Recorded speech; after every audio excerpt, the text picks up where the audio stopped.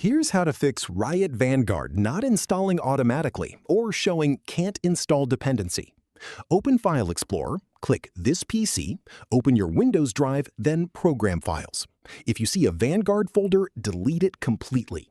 Go back to your Windows drive and open Program Data. If it is hidden, click View, then check Show Hidden Items first. If you see a Riot Games folder there, delete that too. With both folders removed, try reinstalling Valorant. If that does not work, search for Add or Remove Programs. Find Riot Vanguard or Valorant in the list, click the three dots and uninstall. Then reinstall fresh. Search for CMD, run as administrator, type SC delete VGC and press enter. Then SC delete VGK and press enter. Check for Windows updates and ensure your system is fully updated. Search for date and time settings, confirm your time zone is correct, enable set time automatically, and click sync to make sure your date and time are fully synced. As a last resort, restart your computer and try installing Valorant again. If this helped you out, hit that subscribe button for more straight-to-the-point tutorials on step-by-click.